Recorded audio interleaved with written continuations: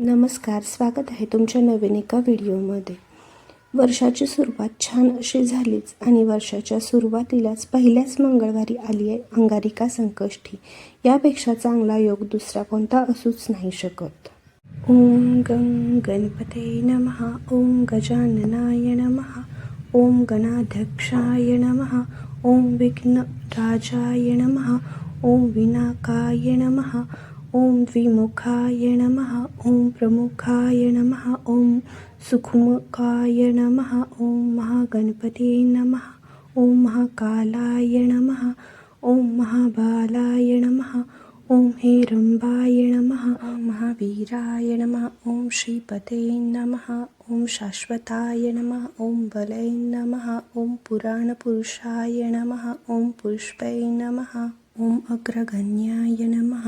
ओम अग्रपूजाय नमः. ओम मंत्रकृत्ये नमः. ओम सर्वाय नमः. ओम सर्वकर्मेत्रे नमः. ओम सर्वसिद्धिप्रदाय नमः. ओम सिद्धये नमः. ओम पार्वतीनंदनाय नमः. ओम प्रभवे नमः. ओम कुमारगुरुवे नमः. ओम मोदकप्रियाय नमः. ओम प्रमोदाय नमः. ओम धृतिमते नमः.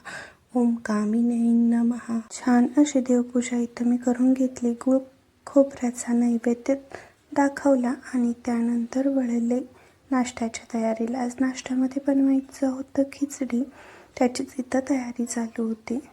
आज तेलाऐवजी खिचडीला तूप वापरूया म्हटलं म्हणून कढईत तूप घातलं, जिरं, मिरची टाकली, बटाटा टाकला आणि छान असं परतवून घेतलं. बटाटा शिजेपर्यंत शाबू भिजलेले होते, त्यात चवीपुरतं मीठ आणि शेंगदाण्याचा कूट टाकून घेतला.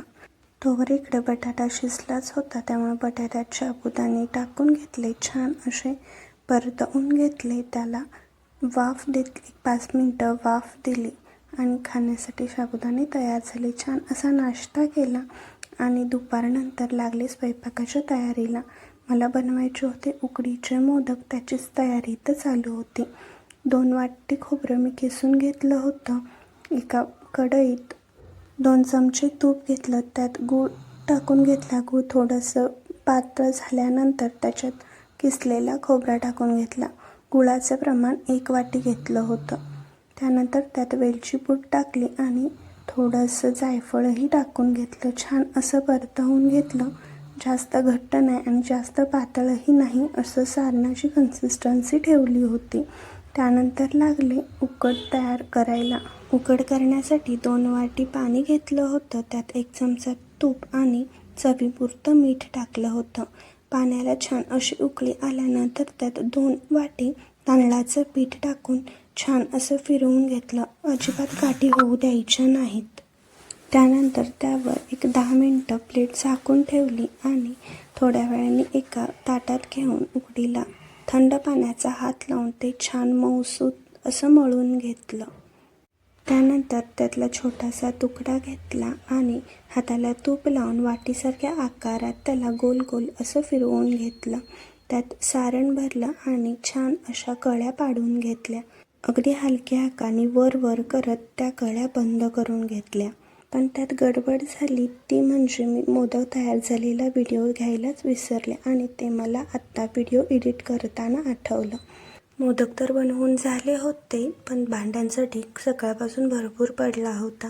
ती भांडी घासून घेतलीत आणि यांना थोडं जिरा राईस बनवा म्हटलं. कुकर तर दुसरीकडं बिझी होता, म्हणून म्हटलं डायरेक्टच बनवून घ्या. त्यानंतर संध्याकाळी आम्ही निघालो होतो बाहेर, आणि ते म्हणजे गणपतीच्या दर्शनाला. कुठं ते सांगतेच. आम्ही गेलो होतो पुणे-मुंबई महामार्गावरील एका अशा ठिकाणी जिथून साक्षात बाप्पा संपूर्ण परिसरावर लक्ष ठेवून आहेत असे वाटते. ते म्हणजे सोमाटणे फाट्याजवळील हे बिर्ला गणपती मंदिर. गाडी पाकडून पुढेच निघतात छोटी छोटीशी दुकानं, प्रसाद, उदबत्ती, फुलं यांची दुकानं लागतात आणि एक छोटीशी रोपवाटिकाही लागते. मूर्ती एका टेकडीवर विराजमान असून तिथं जाण्यासाठी 179 पायऱ्या चढून जावे लागतात. त्या पायऱ्या चढून जाताना हिरव्यागार निसर्गाचा आणि हायवेचा अतिशय सुंदर नजारा पाहायला मिळतो. पायऱ्या चढत असताना दोन्ही बाजूला सुंदर झाडे आणि हिरवळ पाहायला मिळते. विशेषतः पावसाळ्यात हा परिसर अधिकच नयनरम्य दिसतो. बाप्पाच्या दर्शनाची ओढ आणि सोबतच आजूबाजूच्या निसर्गाचा आनंद अशा दोन्ही गोष्टी खूप छान अशा अनुभवायला मिळतात. आम्ही वर येऊन पोहोचलो बघतो तर भरपूर गर्दी होती. अगदीच लाईनीने दर्शन चाललं होतं. थोडी गर्दी कमी झाल्यावर दर्शन घेऊ म्हटलं आणि बाप्पाच्या भव्य अशा मूर्तीजवळ आम्ही आलो. या भव्य मूर्तीची उंची 72 फूट असून वजन लगभग 1000 टन इतकं आहे. गणपती बाप्पांची ही ध्यानस्थ मुद्रा पाहून मन अगदीच प्रसन्न होऊन गेलं. मंदिराभोवतीचा परिसर आणि बांधकाम अतिशय सुंदर आणि आधुनिक पद्धतीनं आहे. मूर्तीभोवती असलेलं गार्डन आणि तितकी हिरवळ इतकी सुंदर होती की तिथं गेल्यावर एका पिकनिक स्पॉटलाच आल्यासारखं वाटत होतं.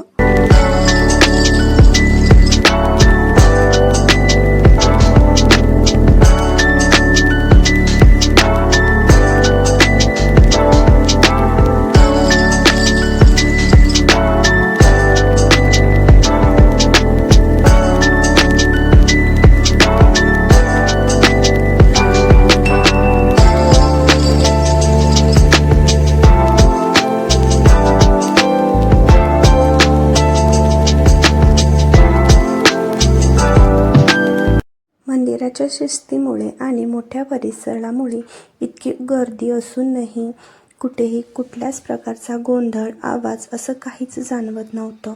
वातावरणात खूप वेगळीच अशी शांतता तिथं जाणवत होती. जसं की आजूबाजूला आपल्या कोणीच नाहीये, आपण आणि फक्त बाप्पा. तेवढ्यातच सूर्यास्ताची वेळ झाली होती आणि तेव्हा बाप्पाचं रूप अधिकच तेजस्वी दिसत होतं. जसजशी संध्याकाळ होत होती, अंधार पडत होता, तसतसं तिथलं वातावरण अधिकच शांत आणि प्रसन्न होतं. हायवेच्या गडबडीपासून दूर टेकडीवर असलेल्या मंदिरात वाऱ्याची झुळूक आणि मंत्रांचा आवाज एक वेगळीच शांतता देत होती. बराच वेळ मंदिरात घालवल्यानंतर घरी आलो कारण जेवणाची तयारी करायची होती. जाताना फक्त मोदकच बनवून गेले होते. चंद्रोदयाची वेळ झाल्यानंतर बाप्पांची पूजा केली, आरती केली. बाप्पांना छान असा मोदकांचा नैवेद्य दाखवला. तसंच चंद्राचीही पूजा केली, त्यांनाही नैवेद्य दाखवला आणि उपवास सोडला. असा काहीसा होता माझा अंगारिका संकष्टीचा दिवस. व्हिडिओ आवडला असेल तर नक्की कमेंट करून सांगा आणि जे कोणी बिर्ला टेम्पलला गेले नसतील त्यांनी नक्की एकदा व्हिजिट करा. आवडला असेल तर लाईक करा, शेअर करा आणि चॅनलला जाता जाता सबस्क्राईब करा. Thanks for watching.